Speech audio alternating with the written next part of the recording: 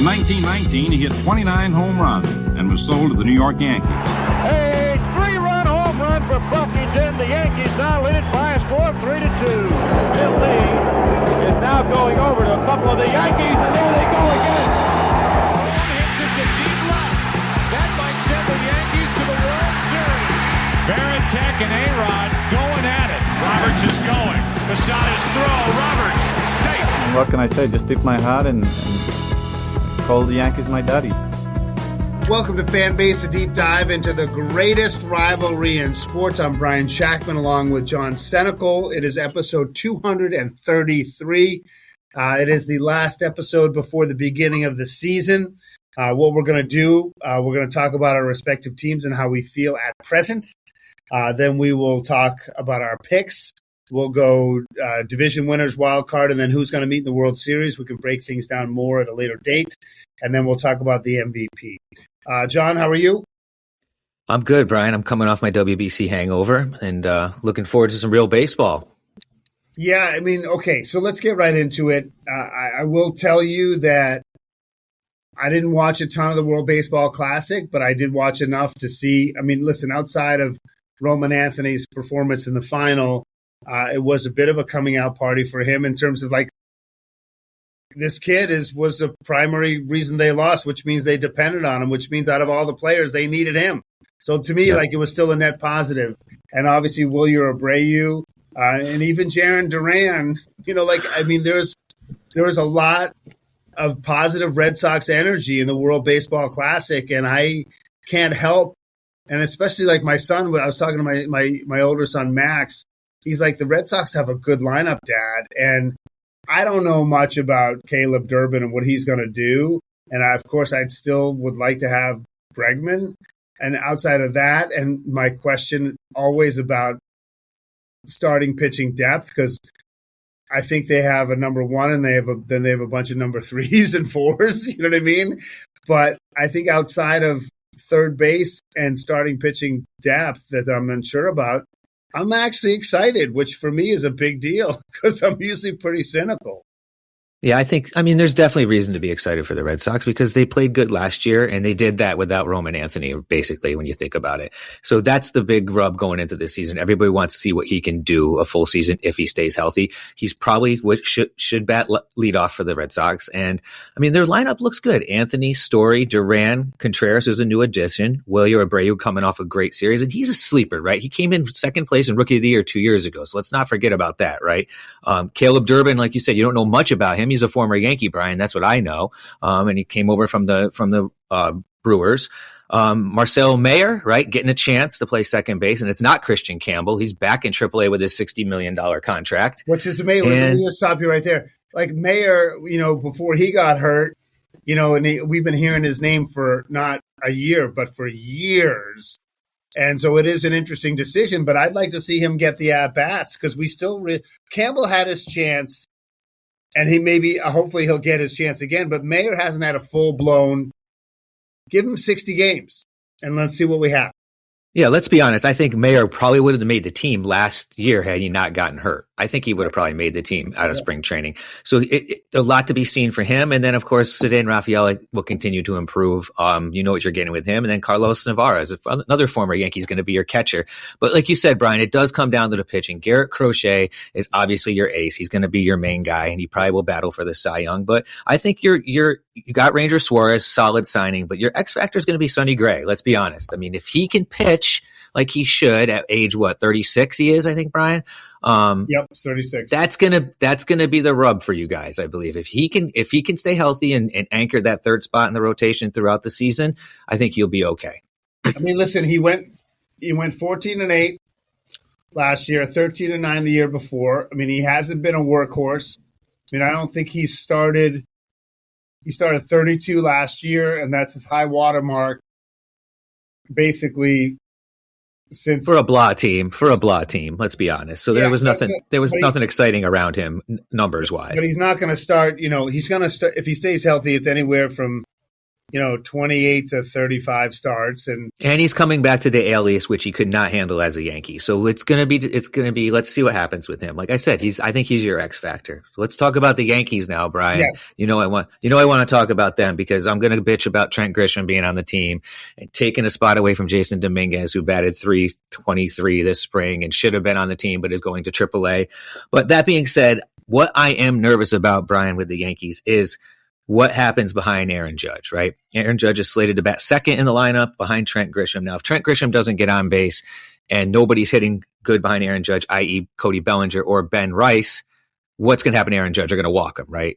That's what's going to happen. So we need protection behind Aaron Judge, and we also need people on the base in front of Aaron Judge. So a lot hinges on Trent Grisham that they're betting on what he did in 2025 is going to happen in 2026. But I am also another concern for me for the Yankees is all the left-handed hitting. 1, 2, 3, 4, 5, 6 left-handed bats in their starting lineup, and their 2 switch hitters are in AAA, Oswaldo Cabrera and Jason Dominguez. So that concerns me a lot, Brian, that it's very left-handed heavy. Well, I just, I think of Ben Rice and I think of like his streakiness, but then I look at his overall numbers. Like, if you're going to play first base for the Yankees, I don't see. To me, I always look at Stanton. Like, if Stanton stays healthy and he can produce, then Ben Rice has less pressure on him, right? For me, if Stanton doesn't produce or isn't healthy, Ben Rice has to have more than 65 RBI. I don't, he's just, you cannot have your first baseman for the Yankees producing that few runs. Now, sure, he had 26 home runs, but it sounds like there are a lot of solo shots then. I just feel like you need better production. You need to have production out of first base and DH. So I'm sort of agreeing your point, but I don't look at Grisham as much as I look at the DH in the first base spot because they just need more. Yeah, it's first base has been a problem for the Yankees since Tino Martinez left. Let's be honest, okay? And they have Goldschmidt back, who will get a lot of at bats, especially against left-handed pitching. But they also don't have Anthony Volpe in the lineup, right? So what happens when he's healthy? If we're going to talk about health, the good thing the Yankees do have going for them is they have a very deep pitching staff. When Garrett Cole comes back, when is that? Garrett Cole should be back to be mid to late May. That's what they're saying right now. Now, he did pitch in spring training already. He looked good. So there's talk that he could be back earlier in May, but I think they're going to take it as they go. Saying that, now what happens if the Yankees are sliding in the standings come middle of May? They might rush him back. But it's a good problem to have when you have Garrett Cole, Clark Schmidt, and Carlos Rodon coming back. And you also have Carlos Legrand, who was throwing 103 miles an hour, who also got sent down to AAA, and Elmer Rodriguez, who was in AAA. So the Yankees are very deep. When does Rodon come back? Rodon should be back by May, before the end of April. Okay, so and Schmidt is probably Schmidt's probably the same time around Cole, right around there. And if both those guys come back, so you want to basically go at least 500 until May, and then hope for the best because. I just think the pitching, if those guys come back and can be effective, you'll have the deepest staff in baseball. And that's important because, obviously the Dodgers have shown that you need pitching. And this is not even talking about Luis Gil pitching right now because the Yankees are starting the season with a 4-man rotation. Fried, Schlittler, Will Warren, and Ryan Weathers. And Gil could be going to AAA. They're still trying to figure out what they're going to do with him. Once the season gets to the point where you have to get a 5-man rotation, that's going to be a big question to see what happens with Luis Gil. He was Rookie of the Year. Yeah, but much like the other Luis Severino that is gone from the Yankees, problems finding the strike zone consistently. And if you do that and then you try to find the strike zone, MLB hitters destroy you. We all know that. Right. So to be determined on him. But that being said, I like the Yankees' chances with the pitching depth. Everyone stays healthy. But you are right, Brian. The X factor again becomes Giancarlo Stanton. Can he stay on the field? We talked about that. We didn't think he could do over 100 games this year. But also, will he be able to work in and out of the lineup and get some time out of there so you can get Judge a DH spot, so you could try to get more players in there. Trent Grisham screwed everything up, and Giancarlo keeps screwing things up for the Yankees. Yeah, I think after April 1st, I don't think you can talk about the Grisham screw up anymore. You got to just you can't. You got to move on. It's like New Year's. You can't say Happy New Year's after January 3rd. You got to move on. There's no doubt about it. Okay, well, let's get to some predictions and projections, right? So in terms of the standings, he's John Senecal. I'm Brian Shackman. This is episode 233 of Fanbase, a deep dive into the greatest rivalry in sports. There is, listen, take a quick peek. You go back to last year where the Blue Jays won they were the division winners, right? They ended up with the win. Then there was Cleveland, the Mariners. Out in the NL, there was Philly, Milwaukee, and the Dodgers, of course. And the wild cards were the Tigers and the Red Sox. And then in the NL, we had the Cubs and the Padres. So that was last year. Why don't we start in the American League? And you can start, John. All right, so let's talk AL East, right? Because that's what we need to focus on here because it's Yankees, Red Sox. Yes, the Blue Jays did win the AL East by 1 game last year over the Yankees. That being said, I don't see that happening this year. I don't think the Blue Jays are as good as a team as they went to the World Series. They have pitching issues, injuries coming in with Trey Savage and Jose Barrios. They lost Bo Bichette, Santander. They didn't play with him most of last season, but he's out pretty much all this season too. I don't see them doing it. Yankees, I see winning 88 games and finishing in first, followed by the Sox and then the Jays, then the O's and the Rays. That's the only division I'm going to stack because it's the AL East. Okay. That's how I see the Yankees in the AL East. Then I see the Central being the Tigers. Skubal's just too good. That team just keeps getting better. They got Kenley Jansen, hopefully looking for 500 saves at closing out games. AL West, I got the Mariners. Pretty much the rest of that division sucks, in my opinion. The Rangers are okay. So that's what I got in the AL. Okay. So for me, I'm going to go full-throated homer, and I'm going to pick the Sox. I agree with you on the Blue Jays, and I think the Yankees will win the wild card, and I think they might even win the World Series if they get all their act together. But I think the Red Sox, I don't know. Maybe it's the beginning of the season will dictate it. If the Red Sox can come out of the gate and get to their homestand, with a decent couple of wins, I think they're going to have a good early season. So I just think I'm excited about the Red Sox, and I think the young players are going to really start to shine. I'll go with the Tigers and the Mariners. There's nobody else in the West I even want to look at, and I'll never pick the Astros even if they were good enough. And me too. I don't see it. I don't see the Royals challenging, and I don't know if Cleveland can do it again. So I'm in agreement with you in both the Central and the West. In terms of wild cards, I don't know if the East can get 2 again, and I'm unsure. I think that there's a chance that nobody in the West gets it again. So maybe I'm going to pick Kansas City and the Yankees, and I'm not sure about number 3. But for S's and G's, I'll say Toronto. Okay, yeah. So I didn't tell you who my wild cards were. So I went Yankees, Tigers, Mariners, Sox as my wild card, Royals as my wild card, and Jays. So we're in total agreement except for who wins the East, Brian. Yeah, and we went homer. We went homer on the East. Yeah, we did. But that's I was fine. Surprised for me because the easy pick for me would be pick either the Yankees and the Jays and have the Sox be a wild card. And I still have trouble with the ownership and some things they've done.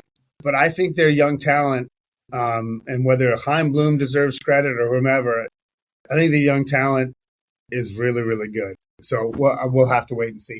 Let's go over to the National League, where I honestly, my knowledge is not as deep. Obviously, I don't think the Mets. Do you think Soto is going to carry the Mets on his back or not? I'm not sure.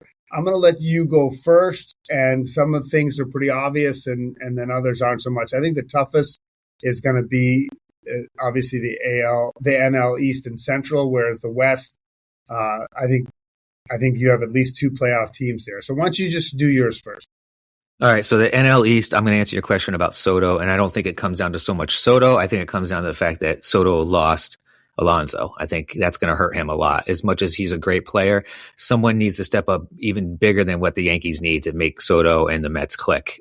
So I don't have the Mets win in the NL East. I have the Phillies win the NL East. I have the Cubs win in the Central because Alex Bregman is an X factor. The team is just good. They'll spend money. They'll do what they have to do. And then the NL West, I have the Dodgers. I mean, I have the Dodgers winning like 95 games, the closest team to 100. I don't have anybody winning 100 games.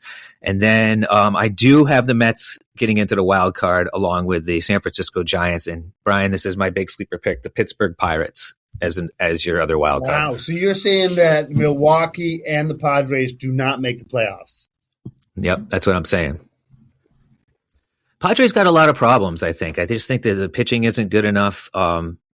Yes, they tend to figure things out and do their thing as far as hitting wise and making moves, but I just don't see it pitching wise. Okay, so I'm going to take the Phillies. I'm going to take the Dodgers.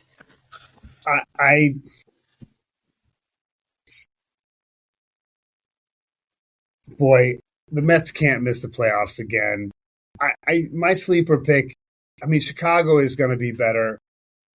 I'm going to say, because I really want to pick the Reds, just because I want Milwaukee to drop off. So I'm going to pick. I think I made that mistake last year with the Reds. I know, but I want that. I'm going to stick with them again.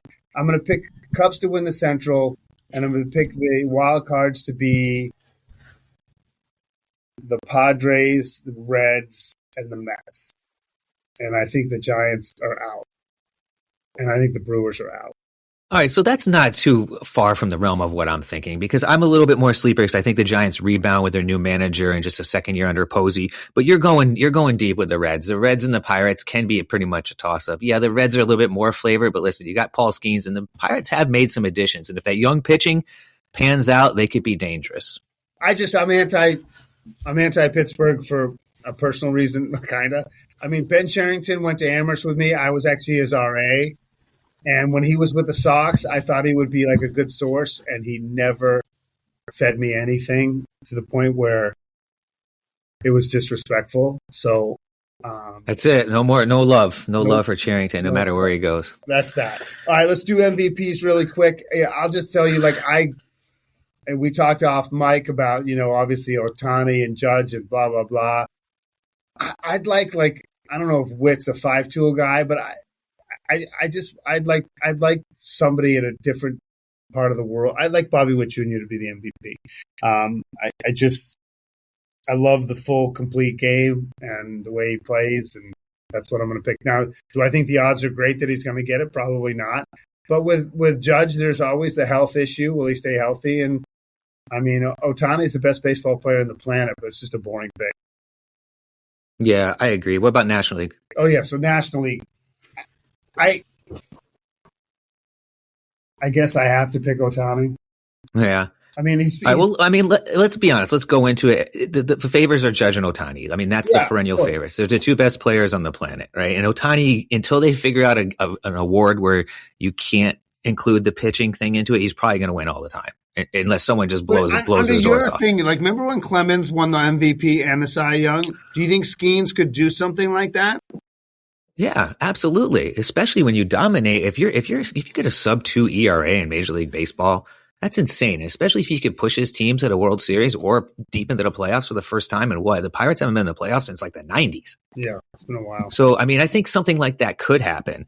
But yeah, I'd say Judge and Ohtani, but I'm going to go with Bobby Witt Jr. That's my, I'm not going to say sleeper because he's a bona fide. He's been in the top three the last 2 years. Well, I picked him last year too. So, and then I'm going to pick Ronald Acuna Jr. He's going to be back. He's going to be healthy. He's hungry and he's just cocky. He just does his thing. My sleeper picks would be in the American League, Wyatt Langford for the Rangers and Gunnar Henderson for the Orioles. And in the National League, I'm going to go Alex Bregman and Tatis Jr. as my sleeper picks. Wow. Tatis is not so much a sleeper, but Bregman, he's a quiet assassin, that guy. He does his thing. I miss him tremendously. Which brings me to my last thing. This isn't the order. This wasn't in our rundown, but we didn't mention the freaking Orioles at all. So you don't think they're going to be better? I mean, lineup, yes. Peter Alonso is a huge difference maker in that lineup. I think he benefits. Gunnar Henderson benefits huge off of that. But I just don't see the pitching. The pitching, they just don't have it yet, in my opinion. Where's my guy John Means? John Means, I think he's got his Achilles is ruptured or whatever, so he's going to be a long time for him. Anymore, anyway. Let's talk real quick before we go, Brian. Yeah. Milestones we could be looking at this year. Judge is approaching 400 home runs, 366 right now. Manny's got 368. Harper's got 363. So they all could do 400 home runs. Freddie Freeman, 71 hits away from 2,500. Altuve's 113 hits away from 2,500. I'm guessing about 200 of those hits are illegal. Let me ask you a question, though, about Freeman and Altuve. 2,500, 3,000 hits is still a borderline Hall of Fame level. And now Altuve might not make it because of the cheating scandal, but do you think either Altuve and Freeman will be around long enough to get there? I think they'll be around long enough. I think that a different conversation, but Altuve, that dings him. I think Freddie, he's going to be the superstar in this whole thing with the dramatics in the World Series, and he'll get in a guarantee. Max Scherzer, 11 Ks away from 3,500. Kenley Jansen, 25 saves away from 500, which will get him into the Hall of Fame guaranteed. Verlander, another Hall of Famer, pitches at age 43 this year, Brian. He's a dinosaur, but he's still pitching. And that's pretty much it. Game number 1 is Wednesday night, 8:05 p.m., March 25th, and it's on Netflix, Brian. So you get out and get your free subscriptions, people. You know, it's so funny you say that. My wife, because we have too many, she's like, we're canceling Netflix because it just doesn't do anything for us. And I don't know about if it does anything for you, but you got Matt Vasgersian in the booth with CC and Hunter Pence. And then Barry Bonds too, I think, right? I think Bonds is going to be in studio. Yeah, I don't know. And then know. with Ellie Duncan and Pujols and Rizzo. I don't know. I mean, a lot of people are saying, you know, Master Royce, who helps produce this podcast, and he's sometimes on it, he thinks it's going to be a disaster. Vasgersian's a very good play-by-play guy. I think he's with the Padres. He's good. He's good. CC, I like. Hunter Pence, I know nothing about. Like, for me, in this modern era, I mean, because like I can't, like, Smoltz puts me to sleep. I need somebody who talks to me and who actually is conversational and tells me stuff I don't know. Like, I'm just done with the standard, like, here's the pitch and, like, give me some just generic bull crap. Like, I need someone to entertain me as well as inform me. And sounds like they're throwing spaghetti against the wall, you know, get the crazy guy 100 pence. Who they can get that isn't already tied up with someone else, right? Yeah. So, it'll be interesting. I think they'll bring a whole new dynamic to covering the sport for sure. Because I think they have the home run derby and some other stuff. So it should be interesting to see what they come up with to change the game of baseball. So I just want to be able to watch. Like, I find that hockey and basketball, it's unless you pay a ton of money through the nose, you can't watch the teams you like. So to be honest, like, we broadcast on the radio still the Red Sox, and it's just believe it or not, in 2026, it's as appealing an option because I don't need to search 5 different places to see a freaking game, and I'm not paying $50 a month. Don't forget to download the app, Brian, and inside that app, I'm serious. download the other app inside that app. Yeah, blah, blah, blah. Nice job as always, buddy. You've been listening to Fanbase, a deep dive into the greatest rivalry in sports.